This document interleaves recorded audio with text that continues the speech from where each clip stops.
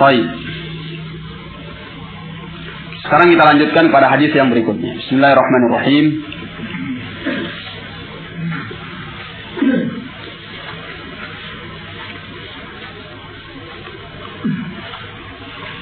Qala al-Imam al-Bukhari rahimahullah an Ibn Umar radhiyallahu ta'ala anhuma qala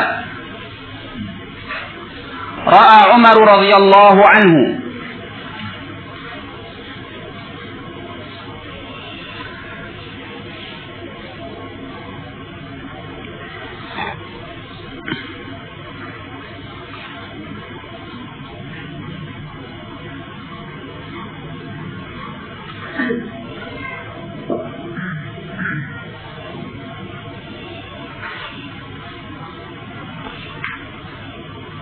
Nah, ra'a Umar radhiyallahu anhu hullatan siyara tuba. Bahwasanya Umar radhiyallahu anhu melihat hullah, yakni pakaian baru, siyara disebutkan oleh Syekh Al-Albani di sini bikasri sin wa fathil ya wal mad. Siyara naw'un min al-burud yukhalituhu harirun kasuyur, yaitu sejenis dari al-burud. Al-burud yakni kain yang bergaris. Yukhalituhu harir, bercampur dengan sutra, seperti as-suyur. As-suyur juga seperti itu maknanya.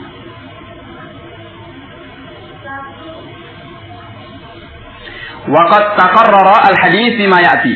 Hadis ini akan terulang pada penyebutan yang akan datang. Fa ma'dzira, maka mohon maaf. Wa in kana fi kulli minhuma ziyadah la tujad fil akhar.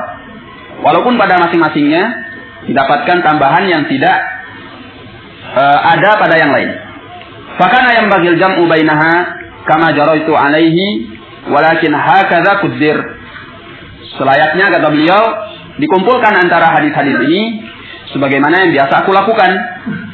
Akan tetapi demikianlah yang telah ditakdirkan. Nah, al-muhim yang kita inginkan di sini makna siyara. Tuba, dijual. Faqala ya Rasulullah, maka Umar berkata, wahai Rasulullah, ibta' hadhihi, belilah ini. Falbasha yaumal jum'ah, dan pakailah dia pada hari Jumat.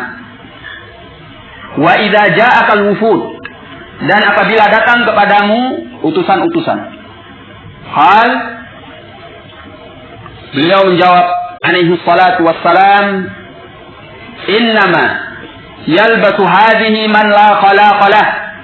Hanya saja yang memakai ini adalah orang yang tidak punya bahagian, yakni di akhirat nanti. Alhamdulillah, kasih lihat yang di belakang ini supaya punya perhatian.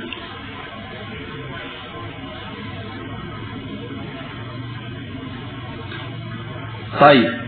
Fa'utiyan Nabi sallallahu alaihi wasallam minha bihulal. Lalu Nabi sallallahu alaihi wasallam didatangkan beberapa pakaian baru darinya, yaitu dari pakaian siyara, pakaian yang bercampur sutra, kain yang bergaris.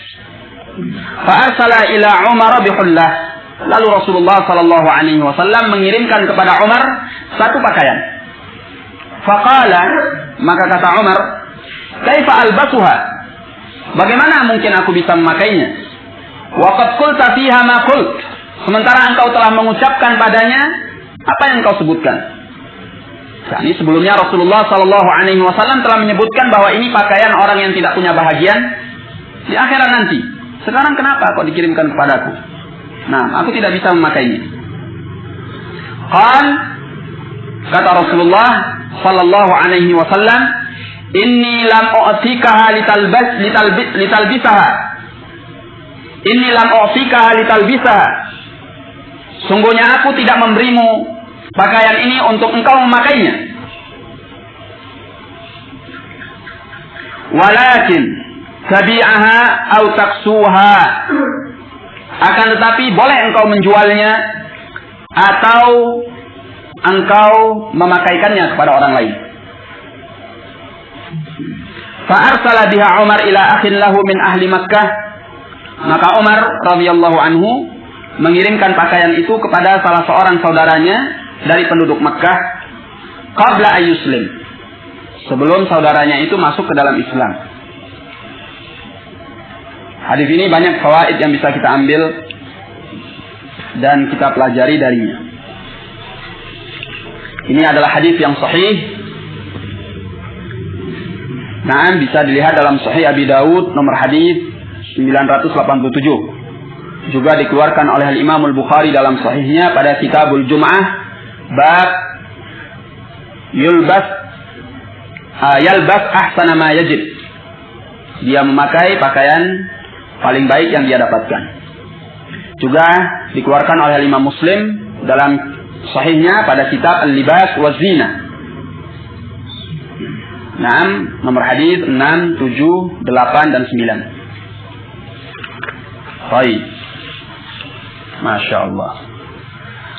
Di sini Umar radhiyallahu anhu dikisahkan melihat hullatan siyara. Hullah jamaknya adalah al-hulal. Al-hulal. Hullah itu adalah dua potong pakaian, namun jenisnya satu.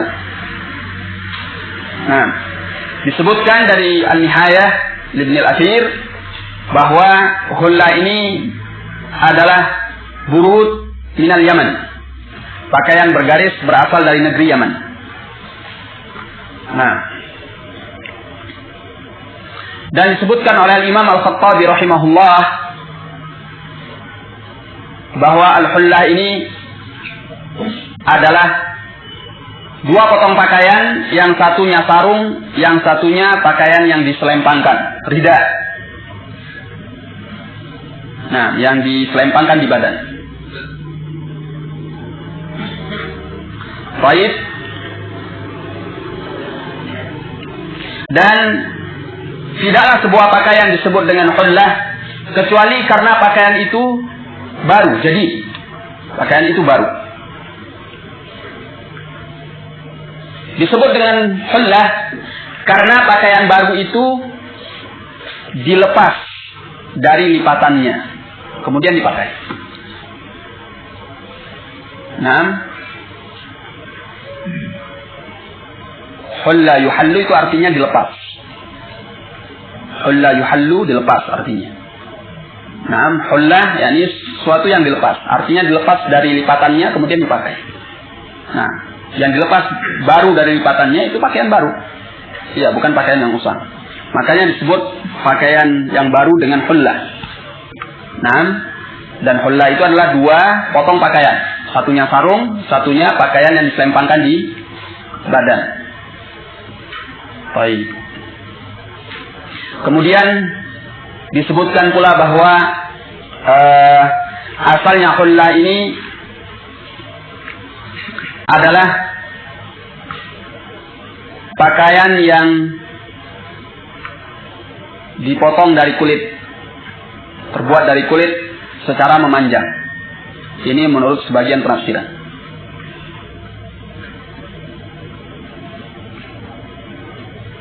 Dan disebutkan pula bahwa hullah ini adalah kain yang di sana ada garisnya, garis kuning atau campuran dari sutra, sebagaimana yang disebutkan oleh Syekh Al-Albani rahimahullah. Afwan. Yang penafsiran terakhir bukan penafsiran tentang hullah, tapi yang dimaksud adalah siyara. Nah, maka sekarang kita masuk ke dalam pembahasan mengenai siyara. Siyara itu diambil dari kata as-suyur. As-suyur itu jamak dari asir. Asir itu adalah pakaian yang bercampur dengan sutra. atau bercampur dengan garis yang kuning. Nah, tapi yang dimaksud di sini adalah sejenis pakaian yang bercampur dengan sutra.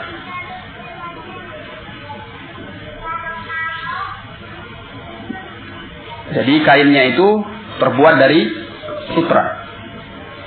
Ini disebut dengan siara. Nah,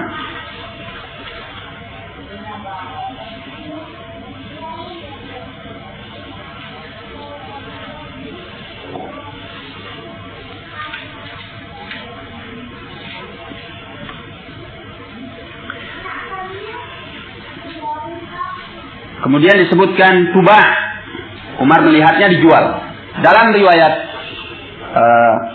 dalam sebahagian riwayat As-Sahihain disebutkan tubah inda babil masjid, di depan pintu masjid. Nah,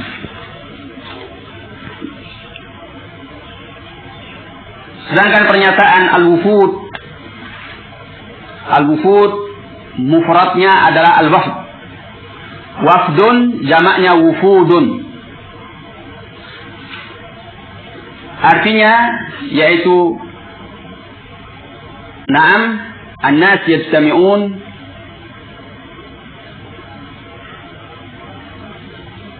yakni sekumpulan orang yang berkumpul, kemudian ya'tuna ilal umara, mereka datang kepada para penguasa. Ini makna wufud. Datang kepada penguasa dengan salah satu dari dua tujuan. Pertama, ziarah. Bisa jadi tujuannya adalah ziarah. Jadi mereka datang untuk ziarah, berkunjung. Jadi utusan ini datang untuk berkunjung atau untuk istighfar. yakni untuk tujuan meminta bantuan. Nah, meminta bantuan. Atau yang semacam dengan ini. Baik, al-muhim mereka datangnya kepada para penguasa.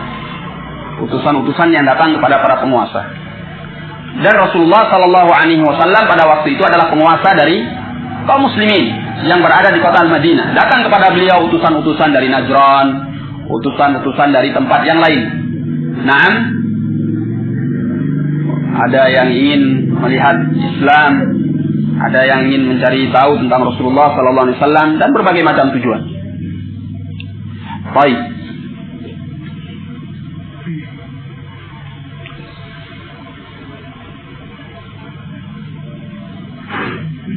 Yang menjadi syahid, sebelum kita ambil pelajaran-pelajaran yang lain dari hadis ini, kita perlu ketahui syahid dari hadis ini, sehingga dimasukkan ke dalam bab birrul walid al-musyrik, bab berbuat baik kepada orang tua yang musyrik. Di mana letak tema pembahasan yang diinginkan dari hadis ini yang sesuai dan cocok dengan bab yang sedang kita pelajari. Man yujib.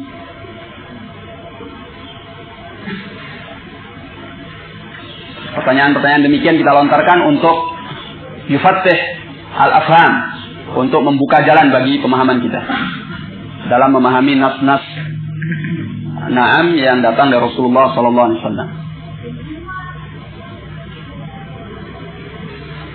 supaya kita bisa memahami di mana letak pendalilan para ulama itu. Pak Ubadah.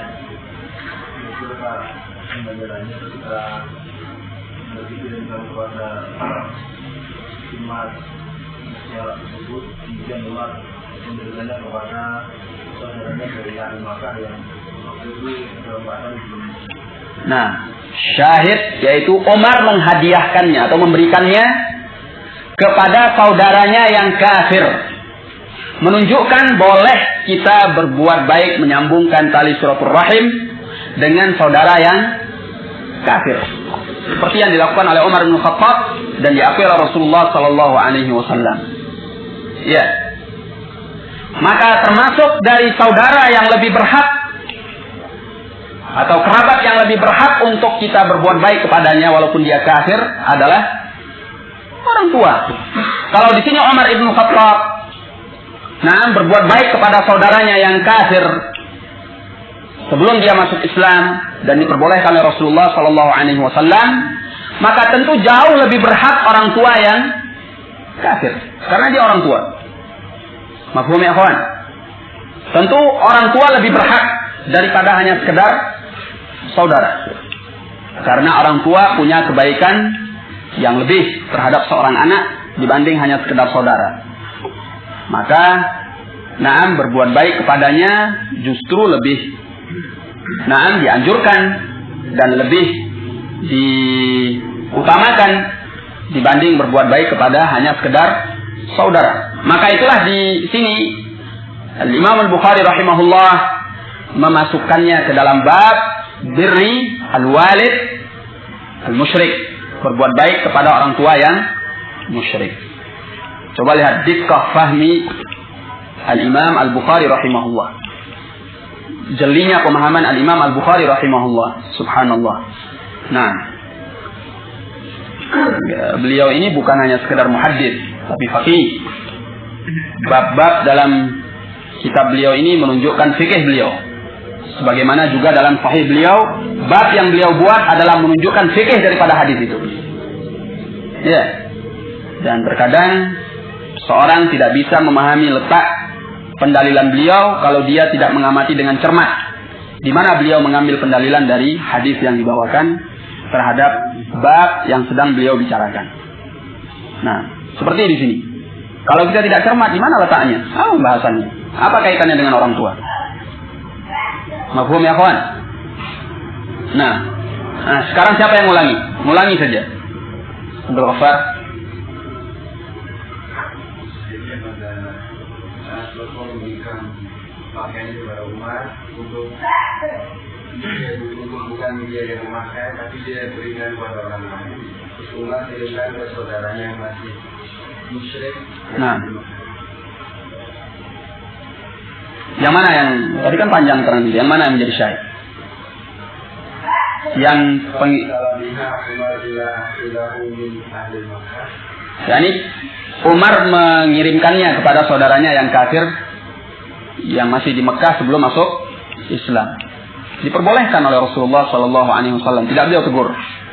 Nah, dari ini menunjukkan bahwa orang tua lebih berhak dari hanya sekedar saudara saja. Ini saudara, orang tua lebih berhak. Kalau saudara yang kafir saja, seorang diperbolehkan, dianjurkan untuk menyambung kebaikan dengannya, maka orang tua yang kafir lebih berhak. Nah, makanya masuk ke dalam bab berbuat baik kepada orang tua yang musyrik. Baik, insyaallah mafhum. Nah,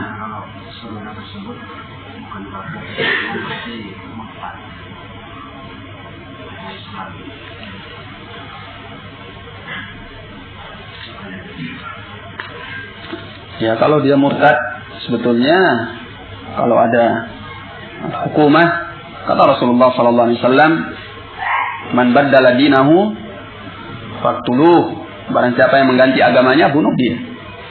Hukumnya gantung gitu. Kalau memang hukumah, yakni penguasa menegakkan hukum Islam. Kalau tidak, ya kita sebagai rakyat tidak bisa menegakkan hukum itu. Nah, dan kalau bisa kita mengajaknya kembali kepada Islam, fahada afdal. Ajak dia kembali kepada Islam. Orang yang Islam kemudian kafir, kemudian masuk Islam kembali, diterima enggak? Terima enggak, Arwah? Terima enggak, Pak Abu Muhammad? Terima enggak, Aba Ishaq? Terima enggak? Siapa yang jawab? Diterima enggak?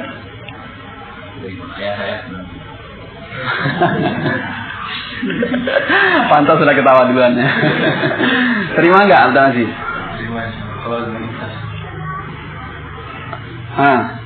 Siapa menjawab dengan lebih teliti? Diterima enggak? Aba Ali? Salim?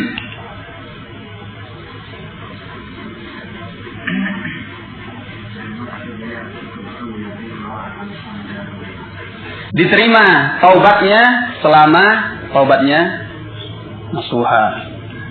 Diterima keislamannya selama Islamnya menjadi baik setelah itu. Yakin dengan keislamannya. Jadi kalau main-main, diterima. Maka jangan diterima, jangan begitu. Ya. Jawabannya jawaban yang lebih teliti. Diterima kalau baik keislamannya setelah itu. Artinya dia sungguh-sungguh tobat, meninggalkan kekafiran tersebut. Tidak hanya sekedar main-main. Bisa jadi kan orang main-main. Masuk awalnya muslim, kemudian kafir, kemudian muslim, kemudian kafir, sesuai dengan kebutuhan perutnya. Ya. Kalau pas lagi ada bantuan dari gereja, kafir. Sudah, saya beriman kepada Yesus Kristus. Kalau sudah tidak ada bantuan, seret gerejanya, sudah, saya masuk Islam lagi deh. Bulan Ramadan banyak takjilan di masjid. Nah, maka agama sesuai dengan kebutuhan perutnya. Allah al-musta'an, makanya seperti ini tidak bisa diterima. Nah, karena ini tentang bagaimana para ulama menulis hukum. Karena ingat dari perkataan dari Syekh Ali Hasan Al-Habib mengatakan tentang gurunya, tidaklah para ulama itu dalam menulis buku itu sembarang dalam menulis bab-bab mereka itu. Jadi setiap para ulama teliti dalam ini yang harus didahulukan dan ini harus diakhirkan. Tentu saja yang saya tanyakan dalam penulisan mereka, apakah para ulama itu dalam menentukan bab-bab mereka atau menentukan bab-bab dalam kitab-kitab mereka, apakah dengan melihat banyaknya dalil sehingga ini yang perlu dikedepankan dahulu atau bagaimana Ustaz? Ya, masing-masing sesuai dengan munasabahnya. Sesuai dengan munasabahnya apa yang akan dia angkat. Nah, apa yang akan dia angkat. Terkadang kita untuk memahami suatu keterangan, suatu metode penulisan seorang ahlul ilm, membutuhkan keterangan yang lain dari para ulama yang lebih tahu dari kita. Nah, Allah alam bisawab. Atau seorang bisa melihatnya dengan mempelajari metode yang sedang dijalani oleh si penulis. Dia pelajari buku itu dari awal sampai akhir, dia perhatikan dengan cermat, dia teliti, dia lihat. Nah, dan ini membutuhkan seorang yang punya pemahaman dafi, pemahaman yang jeli dan teliti. Nah, tentang penulis sendiri, kita pada mengontrol, adakah mungkin kita lihat mungkin dari bab pertama Imam Bukhari menempatkan bahwa bab birrul walidain itu sebagai bab yang pertama. Mungkin adakah penjelasan dari Imam Bukhari sendiri atau Syekh Albani yang mungkin menerangkan bahwa alasan kenapa Imam Bukhari menempatkan bab ini sebagai bab yang pertama. Wallahu alam. Untuk keterangan dari kalangan ulama, Allah alam. Saya sendiri belum baca kenapa beliau menempatkan bab ini di awal. Tapi pernah saya jawab dengan suatu jawaban bagi sebagian ikhwan, yaitu Urwah, yang pernah menanyakan hal seperti ini. Allah alam benar atau tidaknya ini, cuman ya saya coba untuk melihat. Kelihatannya Al-Imam Al-Bukhari rahimahullah memulai dengan bab birrul walidain karena hak yang terbesar dan hak yang selalu digandengkan dari hak-hak makhluk setelah penunaian hak Allah tabaraka wa taala adalah hak kedua orang tua. Nah, dan itu banyak dalilnya. Wa qadha rabbuka alla ta'budu illa iyyah wa bil walidaini ihsana. Setelah hak Allah, hak siapa? Hak terhadap kedua orang tua. Nah, wa'budullaha wa la tusyriku bihi syai'a wa bil walidaini ihsana. Nah, dan banyak hal-hal yang senada dengan ini. Selesai menunaikan hak terhadap Allah tabaraka wa taala, dituntut menunaikan hak dari makhluk, dan yang paling dikedepankan digandengkan dengan hak Allah setelahnya adalah hak kepada kedua orang tua. Karena kitab ini adalah kitabul adab. Ya, judulnya saja Al-Adabul Mufrad. Maka adab yang paling pantas untuk dikedepankan setelah menunaikan hak peribadahan kepada Allah adalah adab kepada kedua orang tua. Nah, wallahu a'lam bishawab. Barangkali itu. Nah, wallahu a'lam bishawab. Baik, pelajaran-pelajaran yang bisa kita ambil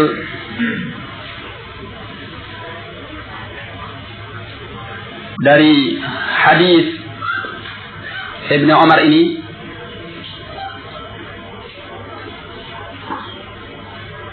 dan bisa pula dimasukkan hadis ini kepada hadis Umar bin Khattab.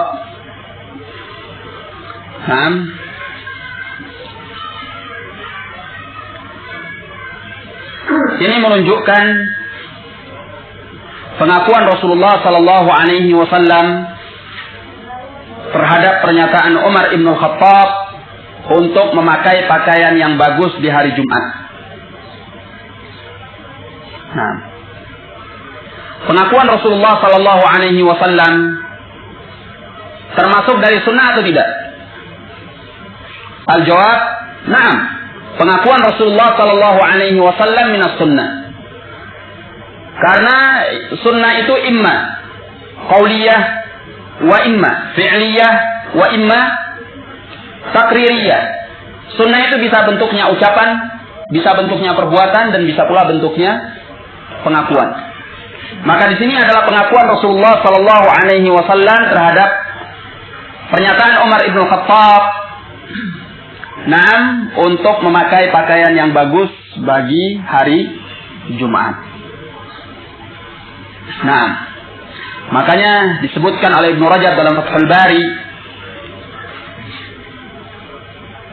Az-Zahir kata beliau bahwa di sini Rasulullah sallallahu alaihi wasallam mengakui Umar untuk melakukan at-tajammul bi husnil libas lil Jum'ah, untuk memakai pakaian yang bagus pada hari Jumat.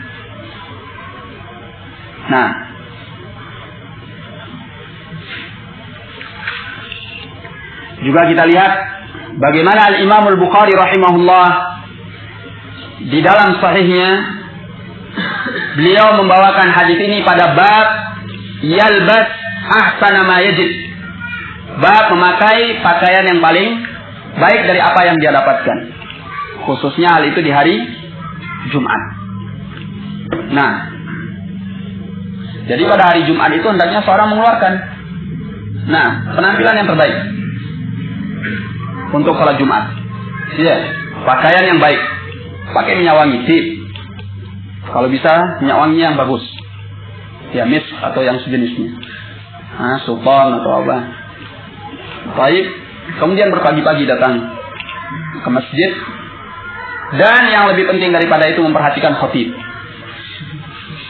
Kalau pakaian bagus, kemudian pakai minyak wangi, duduk paling depan, khatib naik, palanya mendengkur kayak ayam sedang mematuk. Apa fungsinya? Dia mengamalkan sunnah dalam sebagian hal, tapi yang lebih penting daripada itu, yaitu pelajaran pada khutbatul Jum'ah, hilang. Terus apa? Maknanya apa itu? Maka memakai pakaian yang bagus, kemudian memakai minyak wangi, kemudian datang berpagi-pagi di waktu Jumat. Duduk di saf terdepan, memperhatikan khatib, keluar dari selesai melaksanakan salat Jumat membawa pahala yang Masya Allah.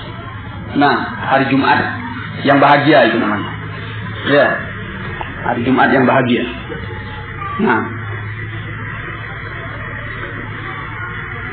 Masya Allah. Ini perkara yang perlu diingat untuk hari Jumat. Jangan seperti sebagian orang, khususnya yang punya pekerjaan di pasar atau yang sejenisnya. Sudah mau dekat Jumat mandi, alhamdulillah masih ada yang ingat mandi. Pakai pakaian tadi, masuk masjid, ganti saja celana dengan sarung, udah duduk. Sebagian hanya wudhu saja, karena tidak tahu hukum. Duduk di masjid. Duduk di masjid, sebahagian ada yang sholat, banyak pula yang tidak paham hukum ini. Langsung duduk di masjid, begitu duduk langsung kepalanya mendengkur. Selesai khatib, selesai, keluar juga dia, masuk ke masjid hanya untuk istirahat. Allahul musta'an. Bisa lebih jahat dengan sebab kebodohan. Tidak persiapan untuk hari Jumat. Jumat itu hanya dianggap hanya sekedar untuk masa istirahat dari pekerjaannya. Maka beda dengan ahlus sunnah yang paham tentang sunnah Rasulullah Sallallahu Alaihi Wasallam. Hari Jumat adalah hari untuk dia beribadah, meraih sekian banyak keutamaan-keutamaan, melaksanakan sunnah Rasulullah Sallallahu Alaihi Wasallam. Kemudian satu hal yang mungkin banyak dari ikhwan kita lalai, yang anda lihat pada hari Jumat, kalau sudah khatib masuk, baru pada datang. Tidak melakukan tabkir di yaumil Jum'ah, yakni berpagi-pagi untuk datang ke masjid. Rata-rata sudah hampir jam 12 baru pada ngumpul di masjid. Kalau seandainya kita datang jam setengah 12, maka kita akan dapatkan masjid itu kosong. Bahkan jam 12 kurang 15, masjid masih kosong. Sawalah ya kawan. Nah, itu kenyataannya, tidak sepantasnya demikian. Nah, berpagi-pagi untuk datang ke masjid. Nah, sebab di sana ada pahala seperti berkurban dengan seekor unta, seperti berkurban dengan seekor sapi. Nah, yang terakhir pada saat terakhir sebelum masuknya imam seperti telur saja. Nah, tiap Jumat telur. Kalau makan tidak mau pakai telur, paling tidak ayam. Tapi kalau untuk masalah amal telur saja sudah. Allah musta'an. Nah, ya kita berupaya insyaallah taala menghidupkan hari Jumat ini dengan berpagi-pagi datang ke masjid. Nah, berpagi-pagi datang ke masjid, beribadah, baca qiraatul Quran, zikir, salat dan sebagainya. Nah, juga dipersiapkan untuk mendengarkan khutbah al-Jum'ah. Jangan mengantuk. Nah, insyaallah kalau ada kesempatan kita perlu memang membawakan apa hal-hal yang perlu kita laksanakan dari sunnah pada hari Jumat. Ya, supaya kita tahu tentang hukum melaksanakannya. Nah, kemudian pelajaran lain yang bisa kita ambil dari hadis ini, bahwa Umar bin Khattab melihat hullatun syara ini, pakaian yang bercampur sutra ini dijual. Dalam sebuah riwayat disebutkan inda babil masjid, di depan pintu masjid. Menunjukkan bolehnya berjualan di depan pintu masjid. Karena itu bukan termasuk dari bahagian masjid. Ya, seperti apa yang dilakukan oleh sebagian ikhwan kita. Jualan depan pintu masjid. Enggak apa-apa. Hari Jumat atau hari yang lainnya, jualan siwak. Nah, Masya Allah memudahkan bagi orang lain untuk memakai siwak. Jualan minyak wangi, apa saja depan pintu masjid. Tapi dengan syarat, hendaknya jangan menimbulkan kegaduhan. yakni suara yang ribut. Sebab ini akan mengganggu orang yang ibadah dalam masjid. Tidak selayaknya yang berjualan di depan pintu masjid seperti dia berada di tengah pasar. Nah, sebagian orang seperti itu, teriak-teriak, wah, wah, wah, sehingga mengganggu orang yang sedang beribadah di dalam masjid. Maka berjualan dengan cara yang baik dan sopan. Nah, tidak menimbulkan kegaduhan. Dan yang perlu juga diingat tentunya dengan jualan di depan pintu masjid, jangan sampai mengotori masjid. Dia jualan dapat untungnya, pulang masjid dapat kotornya.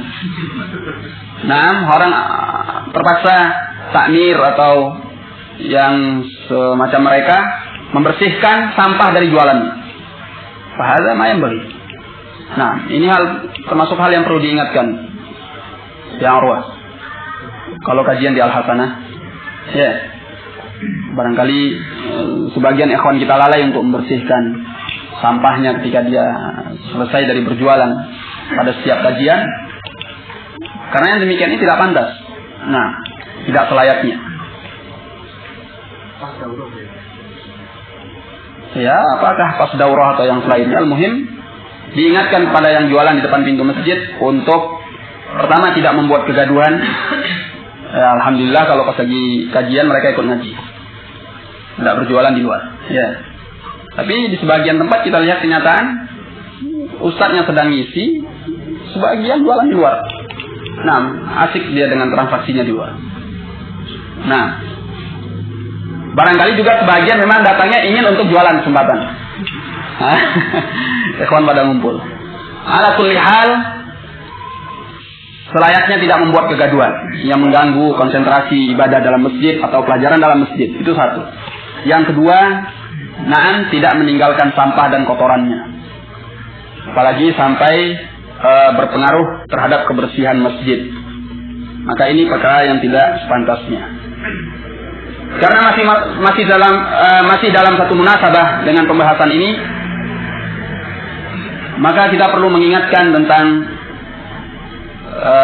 kebiasaan kita di sini yang berbuka di masjid dan kemudian makan setelah maghrib. Tidak mengapa insyaallah, cuman perlu diingat sampah. Nah, sampah dan bau. Kita ingin melaksanakan sesuatu yang mengandung pahala, tapi dengan itu kemudian kita melakukan pelanggaran. Mana yang lebih kita kedepankan? Darul mafasid muqaddamun ala jalbi masalih. Lalu bagaimana caranya kita bisa melaksanakan kebaikan ini dan tidak melanggar? Perhatikan, setelah mengadakan buka kemudian makan bersama, khususnya waktu akan sholat itu sudah dibersihkan, sehingga tidak meninggalkan bau dan tidak meninggalkan kotor. Terkadang kita ingin sholat masih tercium baunya, bau kambing atau bau apa, kan mengganggu. Nah, itu satu. Yang kedua, kadang masih terlihat kotor, masih berserakan nasi-nasi atau air atau apa. Nah, sementara masjid kita kecil dan yang sholat banyak. Nah, yang seperti ini mengganggu. Nah, dan tidak selayaknya kita melakukan hal yang demikian. Pertama, mengotori masjid. Yang kedua, mengganggu orang sholat. Ini bertentangan. Kita ingin meraih suatu kebaikan, tapi dengan melakukan pelanggaran. Hal lain bagi. Tidak pantas-pantasnya. Maka cara untuk mengumpulkannya, kalau kita ingin melakukan ini, selesai makan dan selesai kita dari acara itu, segera dibersihkan dan dihilangkan baunya. Bagaimana caranya? Ya diatur di antara ikhwan. Apalagi kita banyak anak-anak yang mereka belum tahu untuk menjaga kebersihan dan kerapian masjid. Maka selayaknya kita yang sudah dewasa memperhatikan hal ini. Jangan masing-masing melepaskan diri. Atau tanggung jawabnya dibebankan kepada orang yang menyediakan perbukaan pada hari itu. Pahala. Jangan mengeluh, saya sudah menyediakan perbukaan kemudian masih membersihkan. Pahala ya. Iya. Kalau beramal gelondongan katanya. Sudah sekalian. Biar pahalanya besar. Nah, menyediakan perbukaan kemudian tanggung jawab untuk membersihkannya. Kalau dia tidak mampu sendiri, dia bisa minta bantuan sama syabab yang masih bujangan. Bersihkan. Kemudian kalau masih meninggalkan bau, bisa berinfak minyak wangi, masya Allah, besar pahalanya di sisi Allah Subhanahu Wa Taala. Infak minyak wangi, beri istilahnya pengharum ruangan atau minyak wangi yang menghilangkan baunya, sehingga orang sholat tenang, wanginya semerbak, masya Allah, nggak wangi kambing. Nah, kita sholat sujud wangi kambing. Terkadang dalam sujud yang teringat makan kambing apa tadi mereka? Allah musta'an. Yang seperti ini insya Allah perlu diingat oleh ikhwan. Nah, jangan kita membenarkan dengan sikap kita ini prasangka kebahagiaan orang awam atau orang yang dengki terhadap dakwah bahwa Ahlussunnah itu masjidnya kotor-kotor. Nah, ini sempat tertanam pada sebahagian orang yang dengki terhadap dakwah atau orang awam. Atau orang yang maftun, terfitnah bahwa Ahlussunnah itu masjidnya kotor. Nah, kita jangan membenarkan tuduhan ini dengan tindakan kita. Sehingga kita untuk masalah masjid memang harus betul-betul memperhatikannya. Wallahu a'lam bishawab. Kita cukupkan sampai di sini. Subhanakallahumma bihamdika, asyhadu an la ilaha illa anta, astaghfiruka wa atubu ilaik. Assalamualaikum warahmatullahi wabarakatuh.